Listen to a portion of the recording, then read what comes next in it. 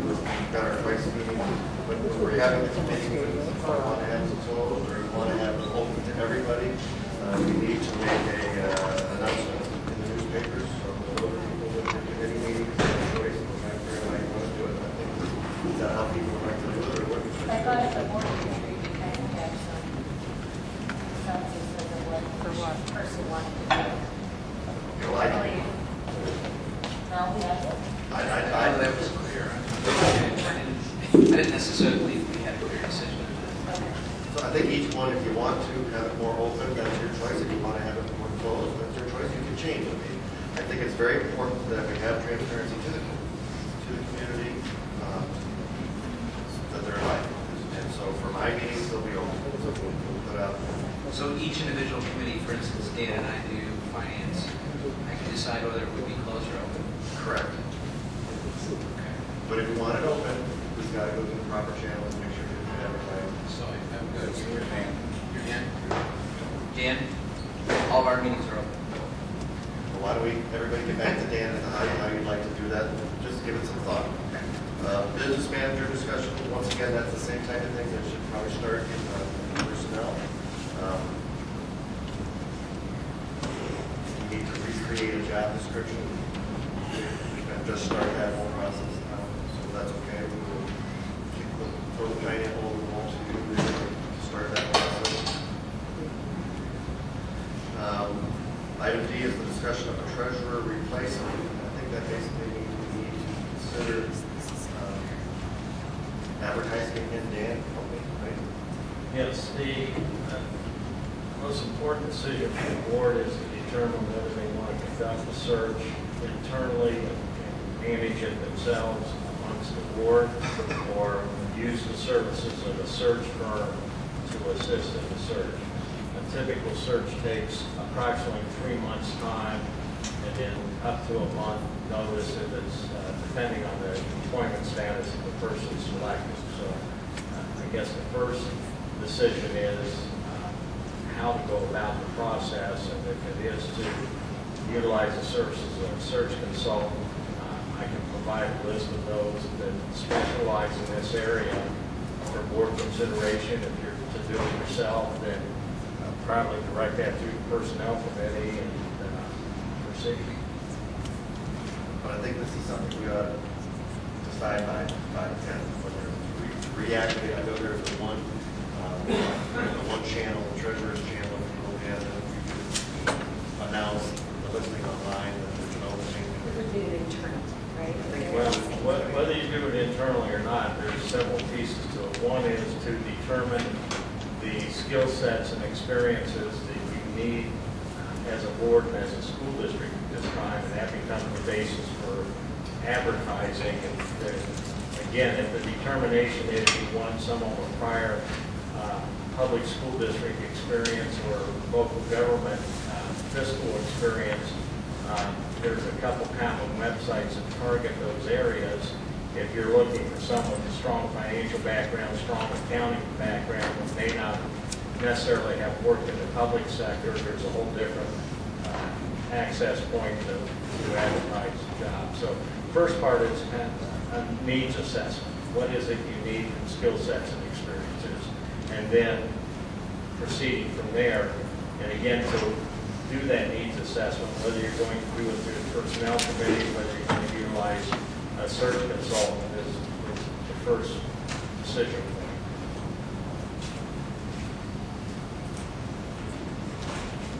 But I think maybe, Tom, if you want to talk to Dan about that, like personnel, however you want to do it. Item E, communication with media. Really not very sure what I put it on there. So, no, I think it has to do with if we're going to try to gather data, let's just try to make sure we get it in advance before we're putting it up or setting it out. Getting data. Having said that, why don't we go to number 9, performance report, superintendent report. Thank you, Mr. Kilroy. Much of my presentation was covered earlier. As if you look at IR1, you will see that. All-day kindergarten, there is one point I want to make, and I know through emails with Mrs. McKeegan, right? We, I think, clarified one of the questions. Board policy and Ohio Revised Code both stipulate that even if a district does offer all-day kindergarten, and that a parent has to be given the option of only sending their child half-day without penalty. What that would mean, and what many districts have done who have gone to purely an all-day format, is that they would, the parent would make the decision on their own to take the student home after half-day. That is required by board policy 5112 as well as Ohio Revised Code. And there's no repercussions for a parent doing that. So I'll talk more on all day when we get to that recommendation. The other point I would like to share is no information really, but things are really up in the air with calamity days and calamity day makeup. The House approved the bill. They took so long to approve theirs and send it off to the Senate that the Senate has decided to take on their own version of a bill. So now we've got competing bills both really sitting in the Senate. The House bill that was changed to get approval adds 2 calamity days to the current 5 that students would not be required to report. It also allows districts to choose 2 additional calamity days where students would not report, but teachers would be required to report for professional development. And the other thing it does is it allows 30-minute extension of the day by board decision to make up days. That has an emergency clause, which would mean if signed by the governor, it goes into effect immediately. The Senate, the same day, approved their version of a bill which adds 4 days, but not until a district has used all 10. So remember in your calendar, there are, in effect, you're allowed 5 calamity days. Our calendar has 5 contingency makeup days that are tacked on at the end of the year. Those are for days 6 through 10, and when days 6 through 10 are missed, you start adding those days on in June. In other words, in our current situation, what that would do is we're at 10 days except for Lindsay, which is at 11. So we would have, those 5 days contingency makeup in June would be used, and in effect, Lindsay would be excused from that 11th day that they had for water line break. The other thing that's important, the Senate adds some nice features to their bill. They add late addition or late decisions for a board to use blizzard bags or a district to use blizzard bags. So those could be used in the mix of making up those days, counting them as days of instruction. The other thing that I know is popular, at least to one in my house, and I know some here, is the Senate version of the bill also excludes seniors from having to return to school after graduation. So I'm guessing there's a certain population that bill would be the favorite version.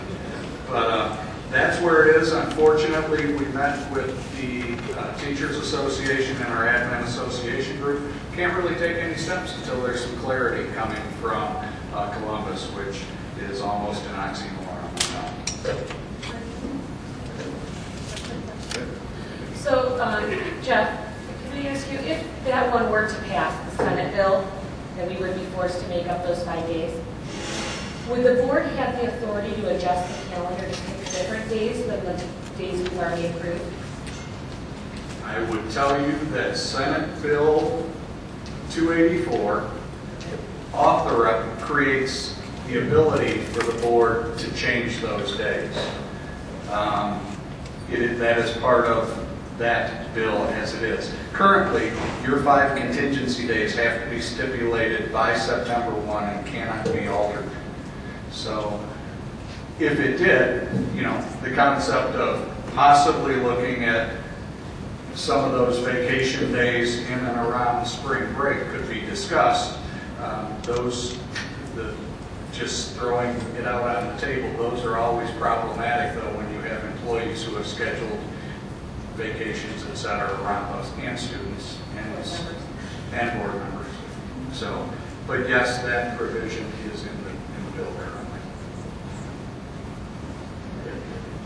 Just one other quick thing, I guess, related to that. We are working with the Teachers Association on calendar. Remember, we go into the new provisions of minutes rather than 184 days effective next year. So we're working on that, have some things sort of ironed out. I'll be getting copies out to Mr. Booth to peruse with his eagle eyes and his colleagues' eagle eyes as well. And as that goes out, I will also send a draft off to you as board members. Jeff, just a quick question about open enrollment. Sorry, as far as I understand that the open enrollment students are helping fund the AP courses because there's more money to spend it.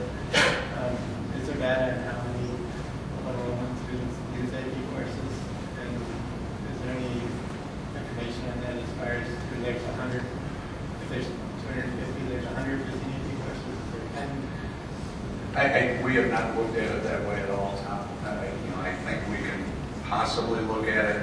The big question to me is, as you start reducing, as numbers get smaller, regardless of why those numbers get smaller, your AP classes are typically your smallest classes. I think we've heard several students say those are in the 15 and under range, typically.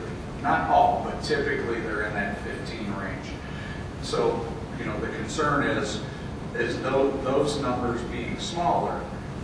If your average class size is 22, that means there's got to be some other classes, quite a few other classes over 22 to get that there. So, you know, as you get smaller, any class that's small, any elective really starts becoming more problematic in the master schedule. Not impossible, but creates draw. Does that answer your question? Yeah, I just thought it would be interesting to see, maybe at some point, Kevin can just look at, I'd like to just know maybe the enrollment in all the different classes, whether it's open or not, just what, I mean, any prediction of how many kids are any, you know, who are open enrollment and not, and which classes might be vulnerable to, you know, not having a critical number. Right. We can look at that. The easy part is figuring out the numbers. I mean, that data I think has been collected and looked at a little bit. The harder part then is going through student by student and figuring out where they go. But that's something we'll have some discussion about internally and see what we can do. All right, how about we go to the director's reports? Personnel, my reports this month, I presented some, what? You want to come over to the mic or? No, so I'm just going to say. Okay. No.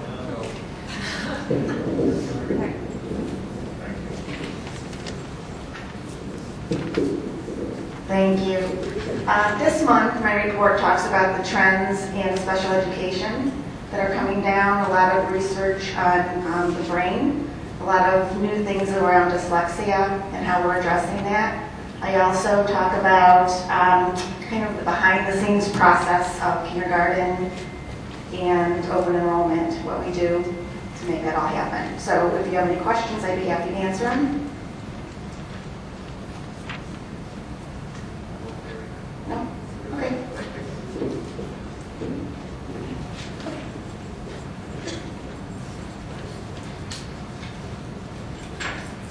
Do you have anything?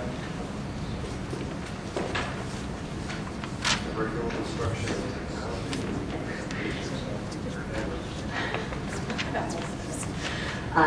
My report this meeting focused primarily on a number of things that we covered at our PD Day, the Student Growth Measures Plan. I guess I should call in some of our faculty members and see how well that went over. But much of our work in moving forward for the second part of semester 2 is working on SLOs and student growth measures for our district that will feed value added as a part of Ohio law, moving forward to get ready for the fall. Did anyone have any questions about that? Yeah, but I'm going to get mine and I'll do that. Come back again in months later. Okay. I'm looking at the high school program studies. Okay. Bishops, Cody, and also we had 10 for years and years. There was 14 AP courses. I don't know what the magic number is to be in the top 5%. I think we should do some analysis, but I know in our neighborhoods where we're living, you've got Kenston, you've got Chagrin, you've got the Soul. 18, 19, I think it's 21 AP courses. My hope was to have seen another AP or two mentioned for next year, because statistically it's significant sampling size of 1.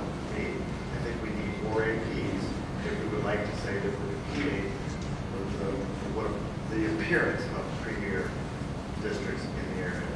And so I was wondering what work was done on possible AP increases. You're welcome to come in, tag me. One of the things that we've discussed, Jim, you bring up the addition of 4 AP courses in this school year. So we've added 4 AP offerings. So one of the things that Jeff and I have been talking about is you look at a number of data points. One is enrollment, one is capacity, one is staffing. So one of the things that you want to be careful about is that you have taken into account all 3 of those pieces of the puzzle and moving forward. And so we wanted to, I had a fourth. I'm going to give you a fourth. Go ahead. The fourth one is what I'll just call perception. And when I see the magazines that are out there, U.S. News and World Report, that people read and other people are ranking, and how do we appear, rightfully or wrongfully, if there is a high preponderance placed on AP courses, the availability, because they'll have a section called college readiness, kind of for it, right? And if APs matter that much to them, when people are looking for a place to move to or to send their child to, how many AP courses do we have? And again, all I've done is I went on site and I counted at Kenston and I counted at Chagrin Falls and I counted at Solon. And I just said, if we want to compete better, say fully or whatever, it's better. It seems to me that there are grading systems out there in newspapers or whatever that are working against us when we have half the APs that they have. We can't claim to be as good if we have half the APs. We can't really claim to be as college ready, and we always lose out to those magazines. Well, if that's part of what they're looking for, well, that's why we went, part of the resource, maybe another 4. Are there another 2 we could pick up? Is there any other looking at that? Even if it meant hiring another teacher, because you needed to have somebody who could teach 2 courses. What helps us to get people to move here, want to be here, and to come here? Well, that is quite a question. Let me start with the AP question. So one of the things that, yes, if you're looking to make AP capacity higher, then one of the things that you have to do is you have to identify core content area that makes sense and staffing capacity within it. So perception might be one that we clearly are thinking about in terms of advertising our district. But before we can get to that, we have to have hard numbers that would lead us in the direction of what course offerings to add and what staffing that we can accommodate. Because sometimes those 2 are in conflict. Areas of desire and staffing ability and capability aren't necessarily married to each other.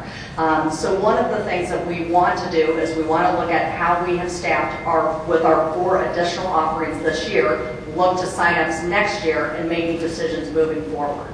And one of the reasons that we feel good about waiting and looking at signups for next year is because then we can hone in on those numbers, capacity, signups, staffing with a keen eye, because you don't want to add offerings with very little interest and then have lopsided numbers in your general education classes. So we're running class levels at a very high number and very low numbers of AP, because that doesn't get us to the end being what those ratings are important, which is seats, kids actually in seats and actually taking the test and with success. So those are pieces of the puzzle that we're currently measuring. And I think that it would behoove us to look at them and moving forward to discuss it next year to then look at next year, the year after rather, for. When do we have to have our course studies finished?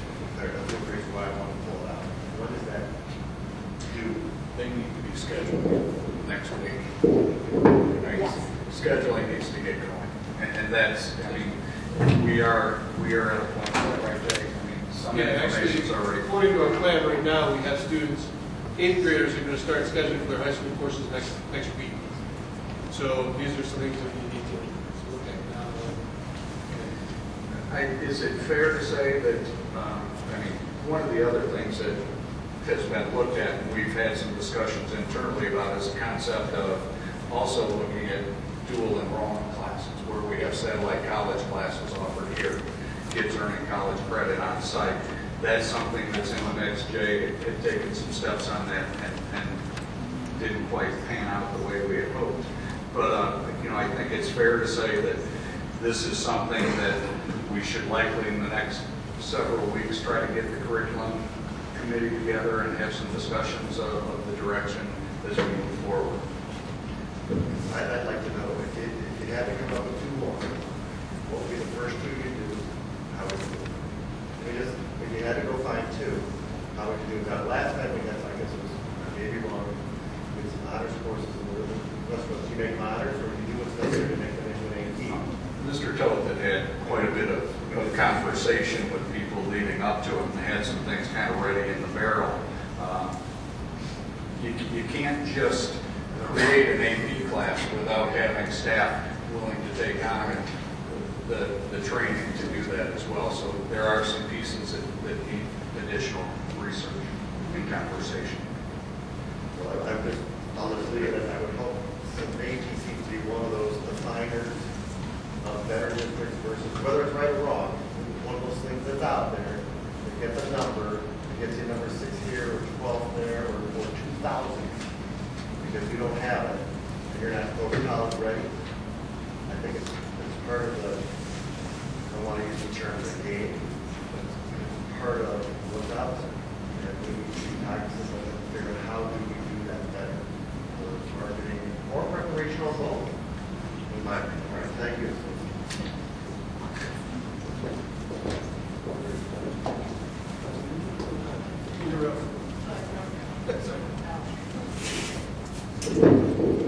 I'm up here, I'll give the high school report. Just a reminder to everybody, March 10, the OGT tests will take place at the high school for all 10th graders. And also another point is that our high school staff is now beginning to test out the new park system that we have in place, and Brendan will probably, hopefully I'm not stealing a little thunder here, Brendan. But park has officially opened up some testing examples, and we're encouraging the teachers as well as the students to sit down and to walk through some of those questions so that they get a feel of what those are going to be like. And we have, a few months ago, I believe it was November, I reported that we had a couple semifinalists, national achievement finalists with Baby Globes, and national merit finalists. We had Henry Watson. They're now finalists, so they moved up. So we're very proud of those 2 young men. And let's see, this past weekend we had 2 swimmers and 1 diver compete at the state competition. Ryan Gillespie placed 15th in the state in the 50-meter freestyle, and Kirsten Bonney is 20th in the state in the 100 breaststroke. So congratulations to them. And Kyle Wells is 19th in the state in diving.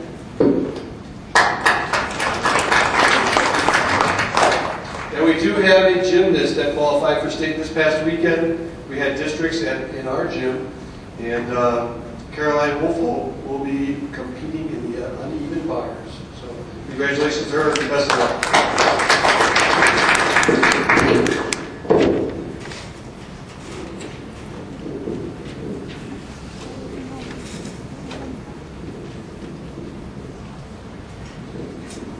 I'm going to share it off, yeah, because I have a big mouth, okay.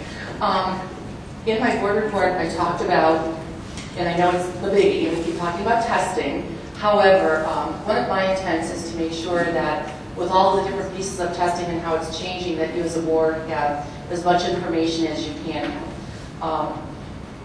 As Mr. Bishop mentioned, and as you've talked about, performance index and our perception and how we're going to become the top 5 and 5, we don't teach to the test. Here in WestG, we have excellent teachers who produce excellent classes, and children learn so well from them.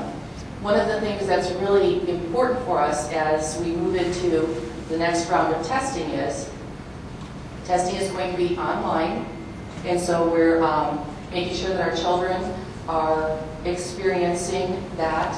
Testing is also for teachers going to be online, which I don't know, you're a brand new board, so you're learning some new board intricacies and new roles, and it's the same thing for teachers.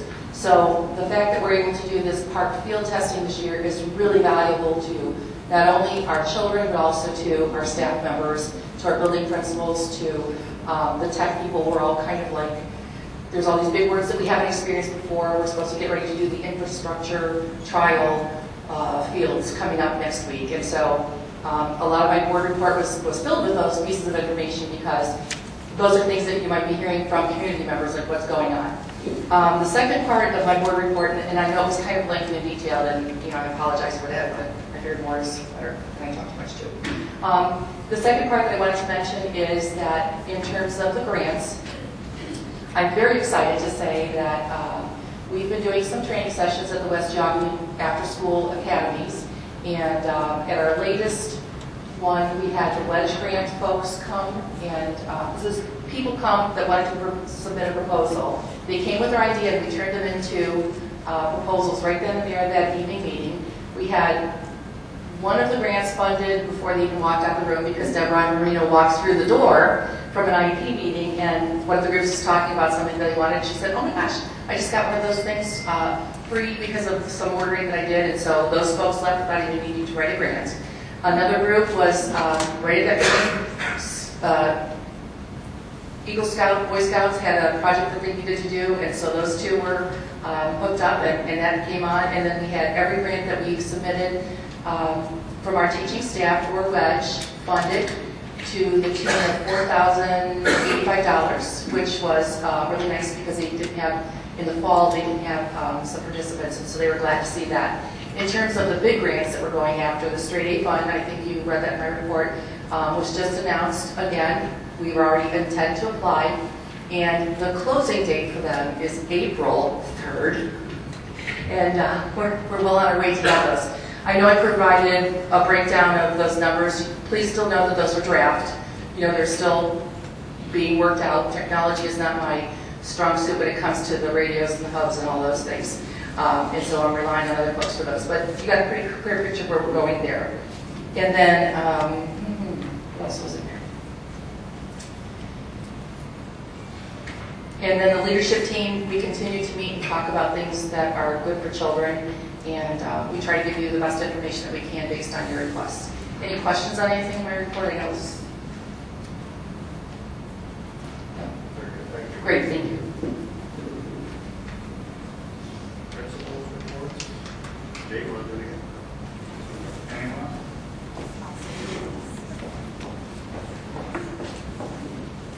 On behalf of Mr. Bernanke and myself, I wanted to mention that we had an option through the state as a result of the number of calamity days to move our testing for OAA a week later. So that will give us the benefit of not feeling so stressed, trying to make up 10 days of instruction that we'll hopefully be able to make it up in 5. So our testing will be May 3rd through the 7th. Also this weekend, In spite of 10 lost days of practice, the Westwood Play Jungle Book is going to be performed on Friday night at 7 o'clock and also on Saturday at 12:30 and 5:30. We're out of tickets. Yes, and we're sold out. But that's okay. At least all the parents and family members go too. Yes, there's scalping taking place. Okay, so thank you. And we look forward to seeing many of you at the play.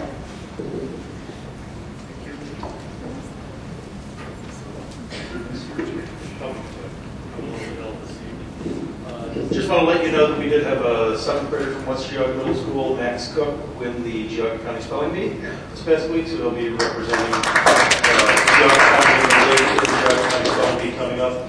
Other than that, you can read the other information in my report. Likewise, we're bumping our 6th and 7th grade OAs an additional week.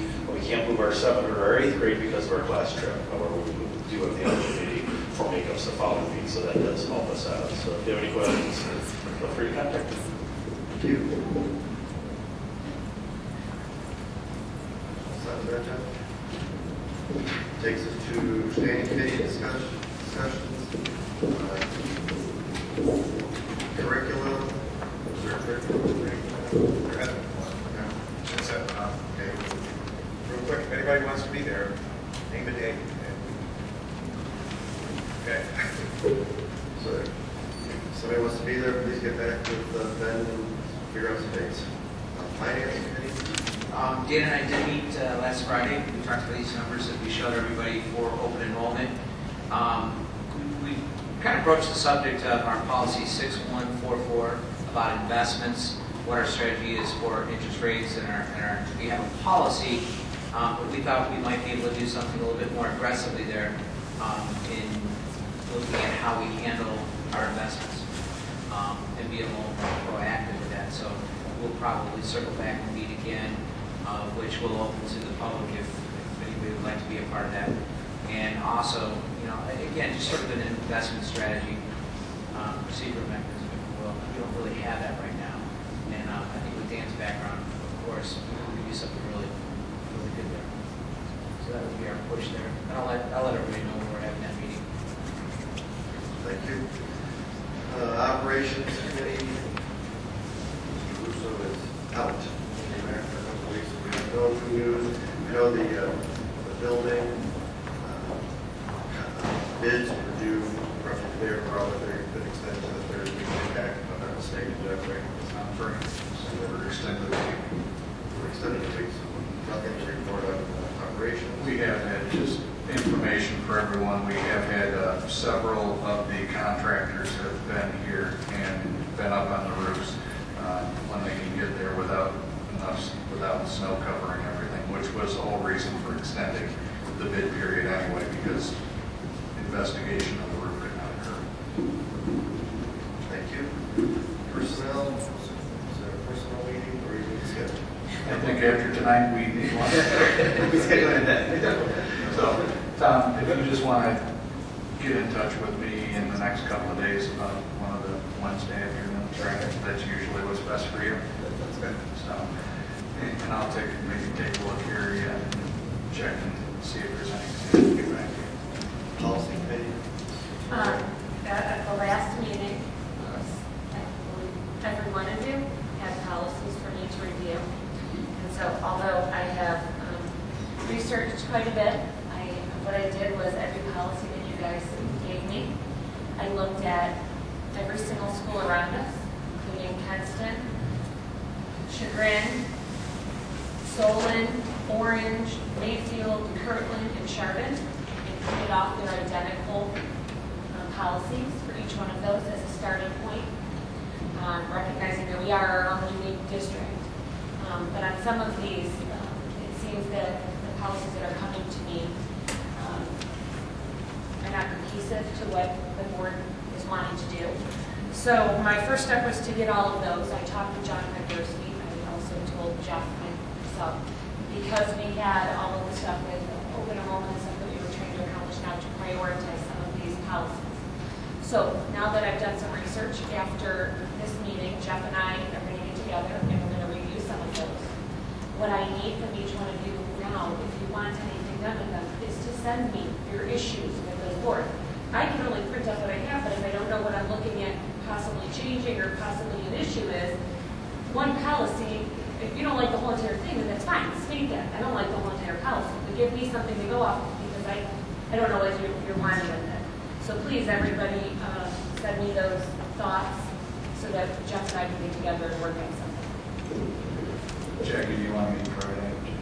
Just kidding. We do have, I do have another policy packet update that has just arrived, and we're waiting to hear from Neil about meetings. So we've got another 20 or 30 policies to go with I whatever think you have that would be there. a lengthy meeting, so why don't we next week sometime try to go through this bundle before we start meeting with Tim or whatever. Yeah, he has not reached out yet, so I'm guessing it's going to be, a few weeks down the road for him. Good.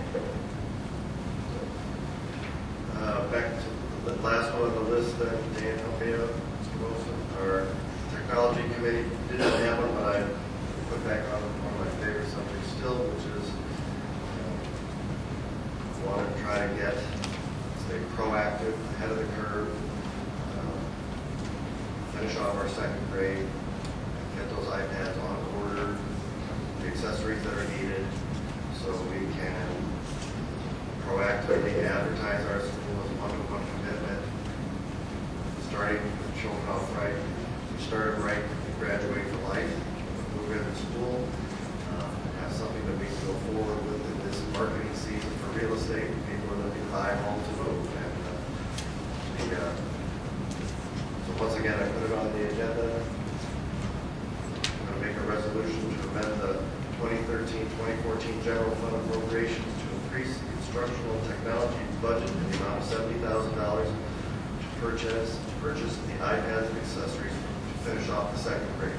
What that does is gets iPads and cards, protective covers, $20 in apps to help facilitate, and gets the second graders starting to prep up in anticipation that things will be functional for third grade. Is there a second? I'll second. We're discussing. Yep. Is there any discussion? No discussion.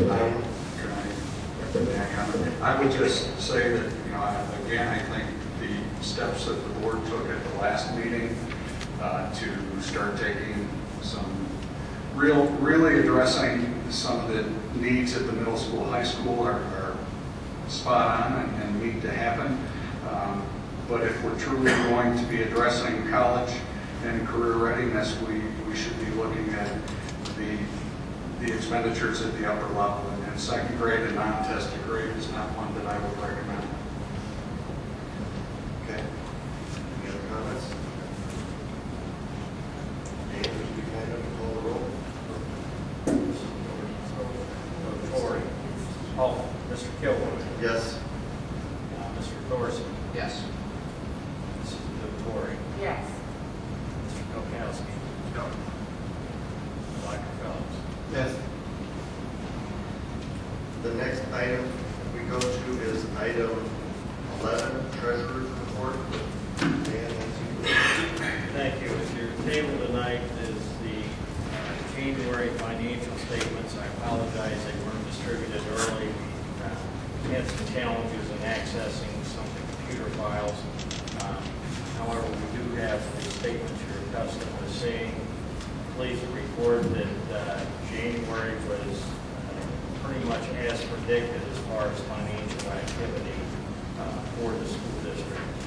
So nothing extraordinary to report as far as the financial activity in January.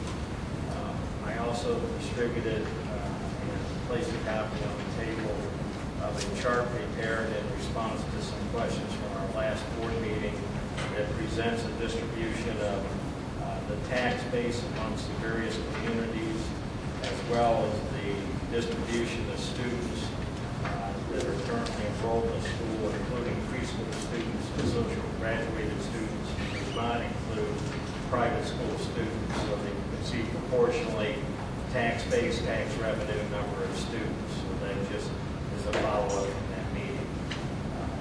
Also, at the last meeting, there was a request to prepare some financial information, and I prepared another PowerPoint presentation to walk through quickly. It's titled Discussed Additional Spending. And once again, I would start with the basis for the calculations are the official October 5-year forecast, and as was discussed earlier in the meeting, 2015-2016 is a significant year for the school district in that we're predicting that current expenses will exceed current revenue, which means we'll be spending down our savings account beginning in 15-16 and moving forward. I would also indicate it's not reflected in the charts. Tonight we've taken action that will also adjust the predicted ending cash balance in 2017-2018 by a total of $841,320. That's the change in the open enrollment numbers that was approved earlier and the additional $70,000 for the iPad. So my quick math was right here. The predicted cash balance of $3,792,000 will be reduced by $851,000 to keep it current, and a recognition that we begin to spend more than we take in 15-16. The next chart in the blue categories are the items that have been discussed with the board, beginning with eliminating the all-day kindergarten fee. Currently this year, 66 students paid $2,800. So with the elimination of that fee, if it were to occur, then that impacts a loss of $184,800 in revenue. At the last board meeting, there was an increased technology spending for this year of $150,000. It was proposed to, as a placeholder, add $100,000 each future year in addition to what had previously been budgeted. The alumni director discussions, as a placeholder, I assumed a $30,000 salary that would stay constant for 4 years, but would include the benefits of 40 other employees of the district. There were also discussions about an additional medical position as a placeholder. I assumed a non-degree step 0 employee that would roll forward as according to assumptions of the forecast and include benefits according to other employees.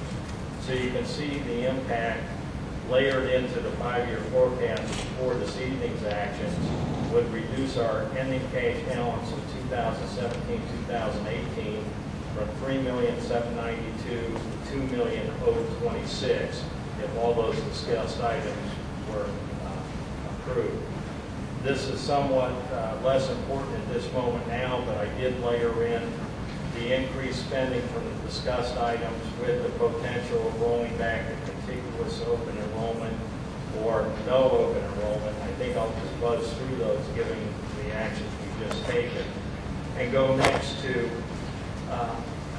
I've come to believe it's important to create a context when we talk about future spending adjustments or future revenue adjustments, that the reality in the state of Ohio and how schools are funded, at some future point, there's always a need for more local revenue. And that comes from the natural growth of the budget as far as inflationary changes, as well as regulatory changes, and the reality that there's less and less revenues available because of changes in tax policy and educational funding policy at the state and federal level. So recognizing that, the first thing I did, and there's no magic why this chart begins in February of 2003, other than that's as far back as I could go looking at the files within this building. I wanted to get a sense of recent ballot issues in our school district and the success or the struggles in getting monies passed. And as was referenced earlier, the last new operating monies were approved in 2005, but that was the second attempt to approve new money. And you'll see then the history of renewals or new monies, whether it was operating, whether it was bond issue, whether it was permanent improvement in the type.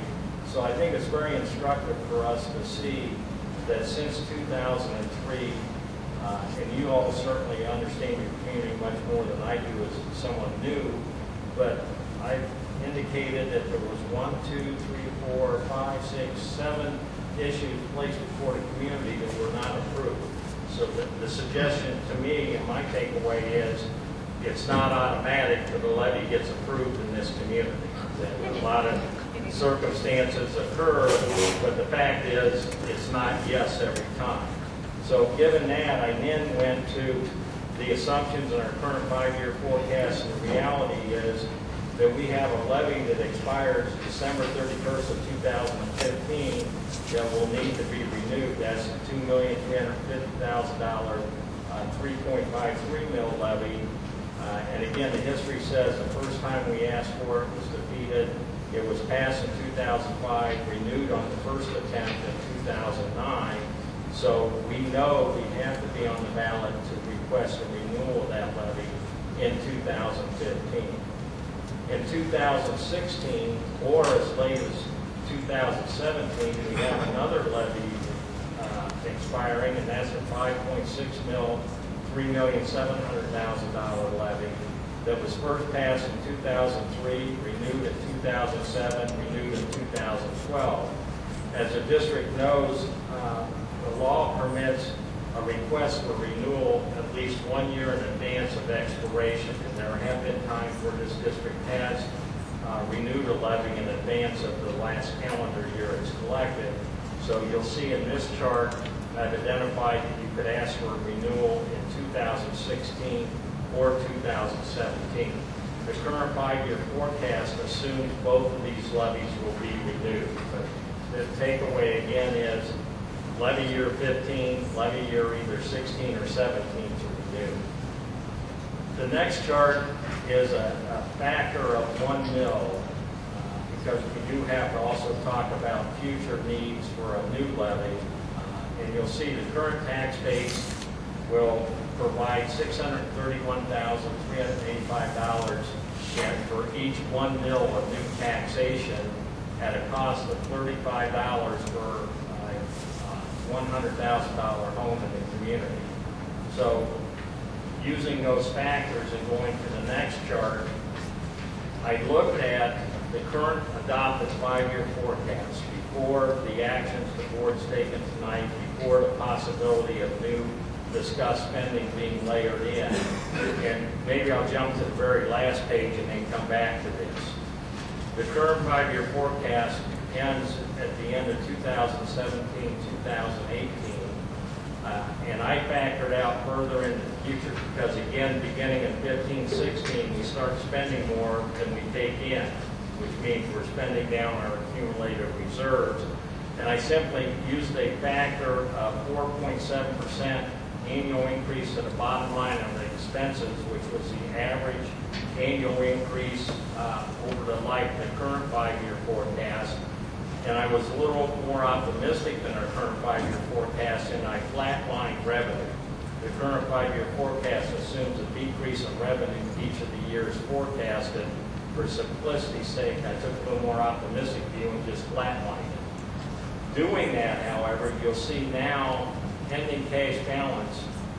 When we go out 1 more year in the current 5-year forecast, before any of the actions that we've taken are factored in, we go to a deficit of $1.2 million, it grows to a deficit of $7.7 million, which grows to a deficit of $15.7 million. As we all know, different than federal government, local governments in the state of Ohio cannot adopt a deficit budget. That would mean you could not adopt a budget for 2018, 2019 if the 5-year forecast accurately represents the future. So then the question is, what do you do? And that goes back to the sheet just before this. I predicted that if you were to consider a 6 mil levy in calendar year 17, you would then be able to eliminate the deficit for 2 years, 18, 19, 19, 20, but still be back to a deficit in 2021. So it would give you approximately 2.5, maybe 3 years of additional balanced budgets. Just a brief look back at 2002 tells me that a 6 mil levy is at the upper range of levies that the community has supported in recent years. So as we're talking about additional new spending, as we talk about factoring in the decisions the board just made, I think we do have to look forward to the reality of we have to renew a levy in 15, we have to renew a levy in 16 or 17, and even without doing anything, we're going to need new money in 17 to keep balanced budgets going forward. So I would just suggest that as you're discussing the future, that we need that reality check, that I don't have a view that school funding in Ohio is going to change for the better. If anything, it's going to change for the worse. And this is a reality not just in West Geauga, but in every school district.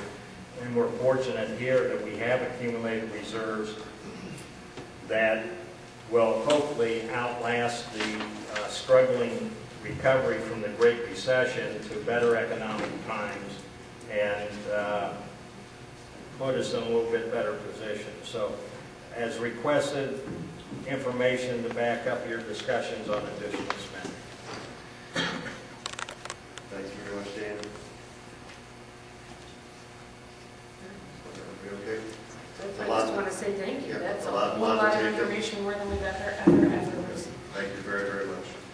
How about we go to item 12, the treasurer's recommendations. January check statement of purpose.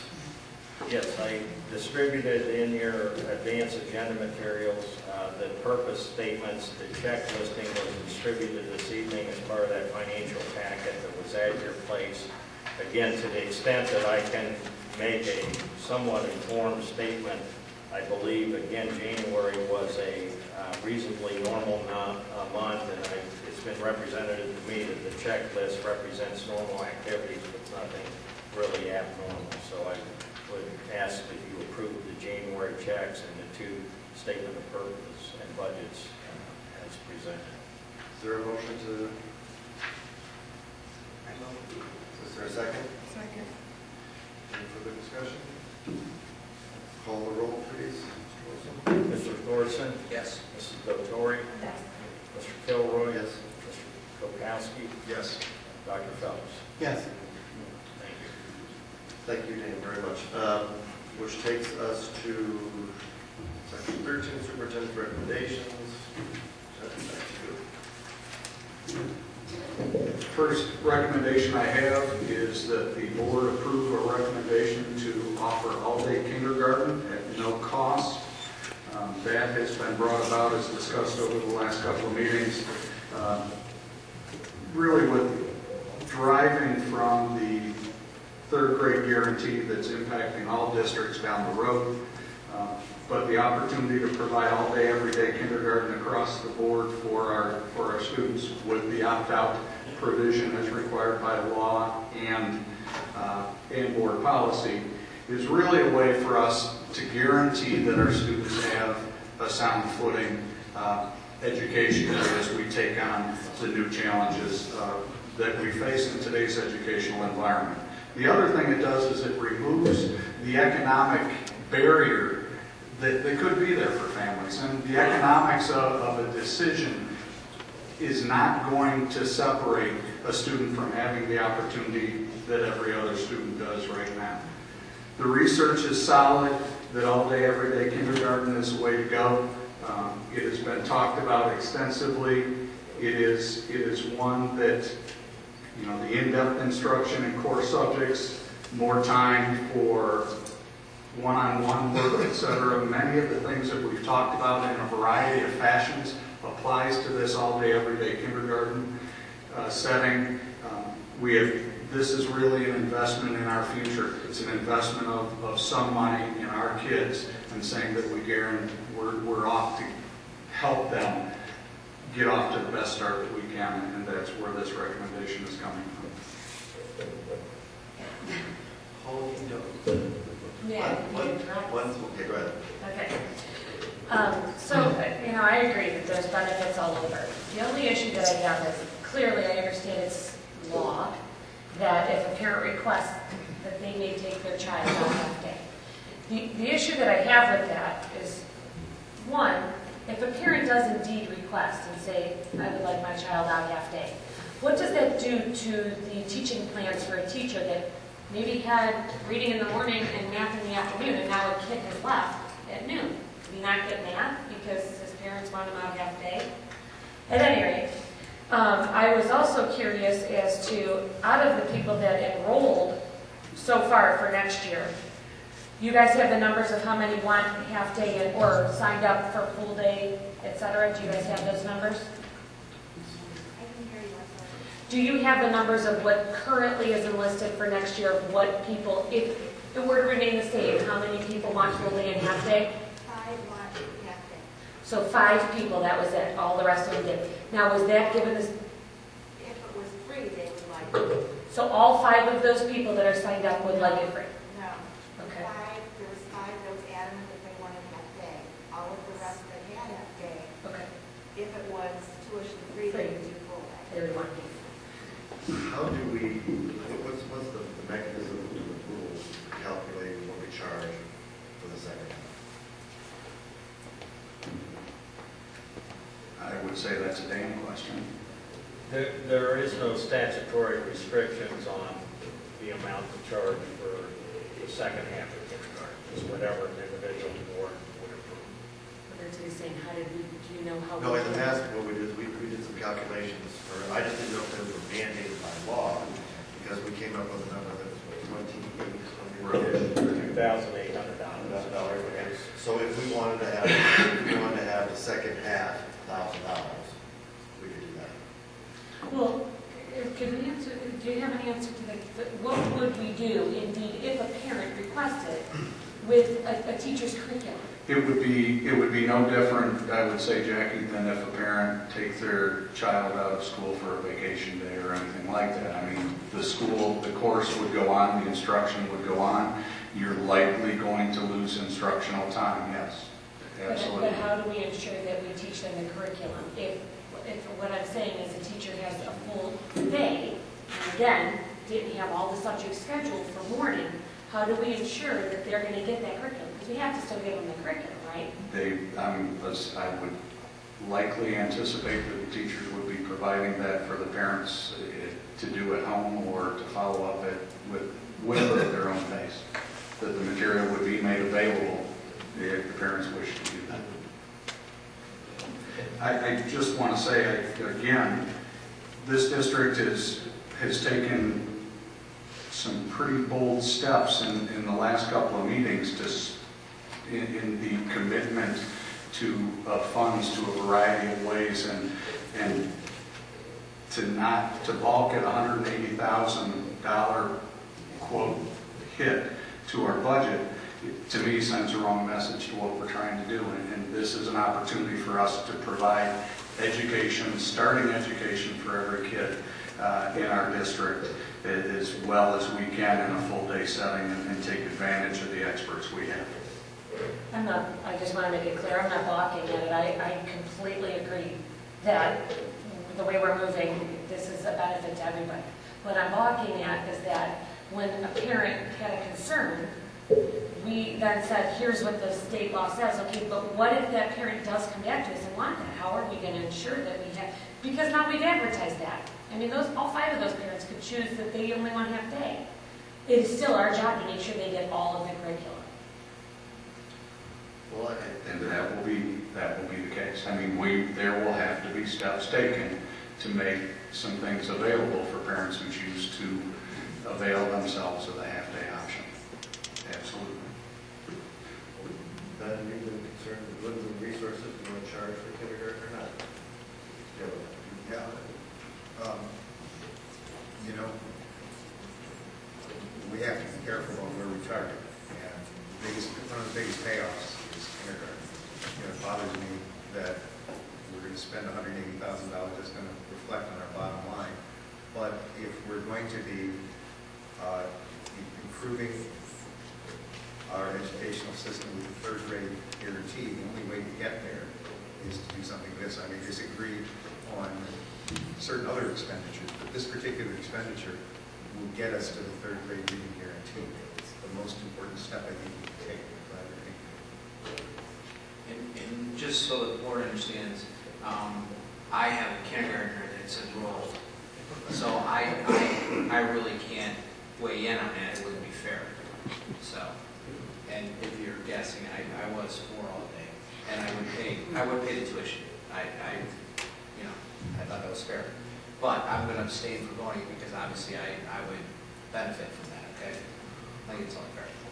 Thank you for telling us.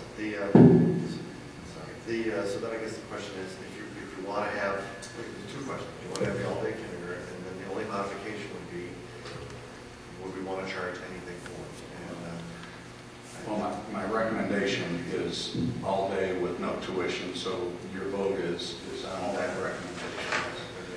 So if we wanted to do anything differently, where we have a modest or a small charge to it, we'd have to say no and then make a motion to do it with a modest charge.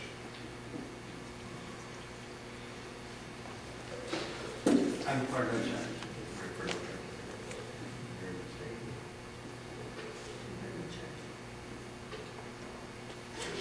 Well, I'd like to make a motion to accept the superintendent's recommendation. And second it.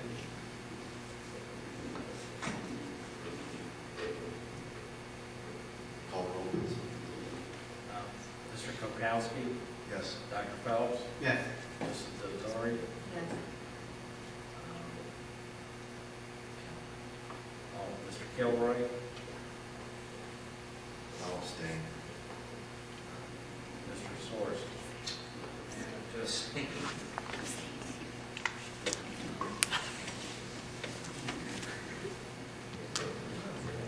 So then the next one is the high school program of studies, which I had pulled out.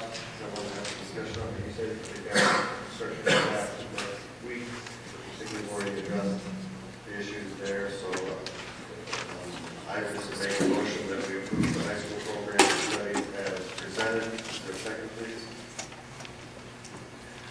Thank you. Is there any further discussion? If not, will you please call the roll on that one, Dan? Kilroy. Yes. Mrs. Dotori, Yes. Mr. Kokowski. Yes. Dr. Phelps, Yes. Mr. Soers. yes. And that would be, Jeff, the last 4 items. Yeah, S2 through S5, and I lost track of the numbering, so you guys got that from there. But it's items S2 through S5 first. Is for our people way in the back, is a recommendation to approve high school lacrosse as a district-sponsored interscholastic activity athletic team effective immediately. Middle school lacrosse in this recommendation will continue as a club sport for this school year, with also requesting the board to authorize the payment of 2 supplemental positions. Our middle school lacrosse team typically has in the neighborhood of 40. Is that the right number? 40 students participating. As we've talked about this, the reason we're phasing into this and not having middle school become a school sport as well immediately, it is the transition of trying to get everything in place. So that recommendation is there. Last meeting, you approved the policy, or in other words, the vehicle for the adoption of sports. This is actually adopting that sport now as a school sport. We have overnight trips for wrestling tournament. This is post-dated for last weekend. We had hoped to send a wrestler or 2 on to state, but we're unable to make that. So the state tournament piece of that is gone. There are some personnel items in S4 and a couple of donations to the district in S5. Is there a motion to approve as presented? So moved. Is there a second, please? I'll second. Can we, if there's any further discussion? If not, Dan, would you kind of call the roll? Yes. Mr. Kilroy. Yes. Mr. Kokowski. Yes. Dr. Phelps, Yes. Mr. Soers. Yes. And our next board meeting is scheduled for March 10th, 7 o'clock here. There, Motion to adjourn. I second. Can we call the roll for adjournment? Yes. Yes.